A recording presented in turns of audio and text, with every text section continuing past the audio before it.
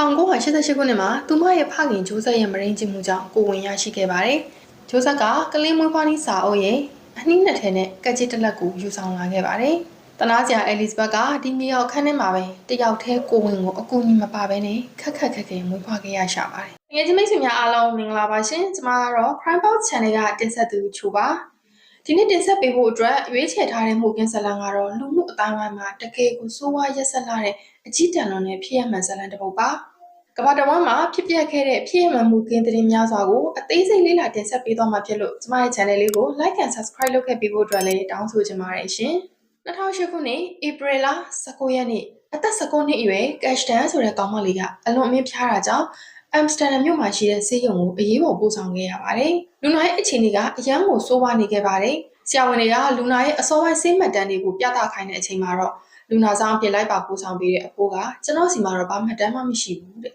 ။ဒါဆိုရင်မိခင်ဖြစ်သူစီကတောင်းပေးပါလို့ဆရာဝန်တွေကထပ်ပြောတော့မိခင်နဲ့လည်းကျွန်တော်တို့လုံးဝအဆက်အသွယ်မရှိပါဘူးလို့ပြောခဲ့တယ်။ဒီဖြစ်ဟာအော်စတြီးယားနိုင်ငံအမ်စတာဒမ်မြို့မှာဖခင်ကတမီအရင်ဖြစ်သူအသက်18နှစ်အရွယ်ကောင်မလေးကို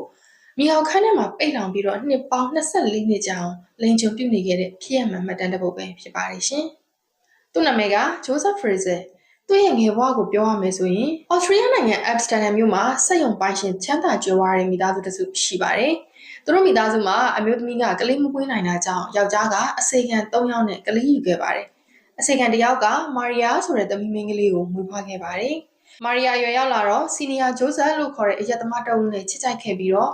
1935ခုနှစ်ဧပြီ9ရက်နေ့မှာတော့အမ်စတာဒမ်မြို့လိုဝါအော်စတြီးယားမှာပဲဂျူနီယာဂျိုးဆက်ကိုမွေးဖွားခဲ့ပါတယ်ရှင်။ဖခင်ရက်သမားကအမြဲတမ်းမူးနေလေးရှိပြီးတော့မိန်းမနဲ့သားဖြစ်သူဂျူနီယာဂျိုးဆက်ကိုဆဲဆိုရိုက်နှက်နေလေးရှိပါတယ်။ပြီးတော့ဂျူနီယာဂျိုးဆက်ဟာလည်းအဲ့ဒီအချိန်ကာလတုန်းကအိမ်တော်မပြည့်ဝဲနဲ့မွေးဖွားလာတဲ့ကလေးတစ်ယောက်ဖြစ်တာကြောင့်သူ့ဘဝတစ်လျှောက်လုံးဟာလည်းအမဲဆက်နဲ့ကြီးပြင်းလာခဲ့ရပါတယ်။ဒုတိယကမ္ဘာစစ်အတွင်းမှာသူ့ရဲ့ဖခင်ကတိုက်ပွဲအတွင်းမှာကြာဆုံးခဲ့ပြီးတော့မိခင်မာရီယာရဲ့အမှုအကျင့်တွေဟာလည်းတဖြည်းဖြည်းပြောင်းလဲလို့လာပါတယ်။အမြဲတမ်းစိတ်ဆိုးဒေါသထွက်နေလေးရှိပြီးတော့သားဖြစ်သူဂျိုးဆက်ကိုလည်းဆဲဆိုရိုက်နှက်နေလေးရှိပါတယ်။ဂျိုးဆက်အသက်15နှစ်မှာမိခင်ကိုစပြီးတော့အတိုက်ခံလုပ်လာပါတယ်။လူပြဝဝင်စားမှာသူ့ရဲ့အမှုအကျင့်တွေဟာလည်းတဖြည်းဖြည်းပြောင်းလဲလို့လာခဲ့ပါတယ်။အထူးသဖြင့်တော့လင်မယားဆောင်တွဲတွေရဲ့လိမ်မှုကိစ္စတွေကိုချောင်းမြောင်းကြည့်ရှုတတ်တဲ့ကလေးတစ်ယောက်ဖြစ်လာခဲ့ပါတယ်။1952ခုနှစ်အသက်16နှစ်အရွယ်မှာတော့အမ်စတာဒမ်မြို့ကနေထွက်သွားပြီးတော့မိုင်40ကွာတဲ့လင်းစ်မြို့မှာအခြေချခဲ့ပါတယ်။1956ခုနှစ်သူ့အသက်22နှစ်အရွယ်မှာတော့အသက်19နှစ်အရွယ်